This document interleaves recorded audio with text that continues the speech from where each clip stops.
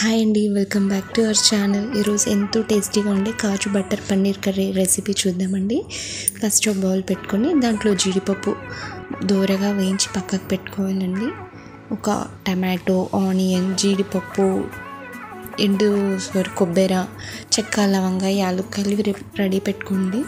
తర్వాత పన్నీర్ క్యూబ్స్ లాగా కట్ చేసుకోండి. చిన్నగా పెద్దగా ఉంటే బాగుండదు, మీడియం సైజులో క్యూబ్స్ కట్ చేసుకుంటే బాగుంటుంది.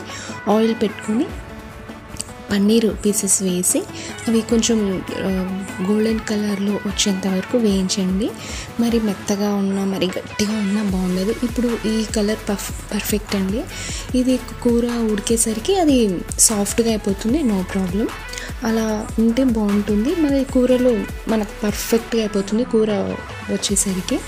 తర్వాత అదే బౌల్లో చెక్క, లవంగాలు, యాలక్కాయలు, ఆనియన్స్, టమాటోస్ అన్నీ వేసి కొంచెం అవి బాగా మెత్తబడికే వరకు ఉంచాలండి.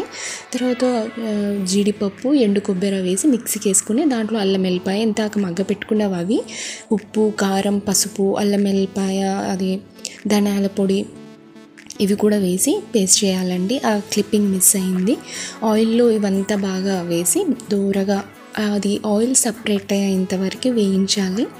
వేయించితేనే టేస్ట్ బాగుంటుంది. వేయించకపోతే అది కలర్ రాదు, ఇంకోటి టేస్ట్ కూడా బాగుండదండి. అలా మంచిగా సపరేట్ అవుతున్న తర్వాత క్యూబ్స్ అది పన్నీర్ వేసేసుకోవాలి.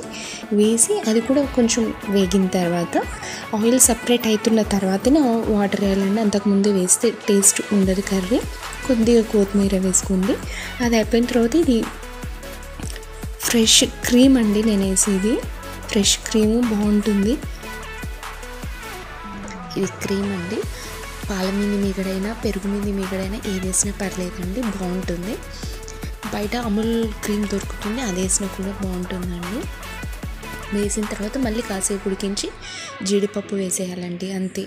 ఎంతో టేస్టీగా ఉండే kaju butter paneer masala curry it's ready అండి. సూపర్ టేస్ట్ అండి. చపాతీలో, రైస్లో, కలర్ రైస్, వైట్ రైస్, రొట్టెల్లో కూడా బాగుంటుందండి. పూరీలో కూడా బాగుంటుంది. చాలా బాగుంటుందండి. ఇలా ఒకసారి మీరు కూడా ట్రై చేసి చూడండి.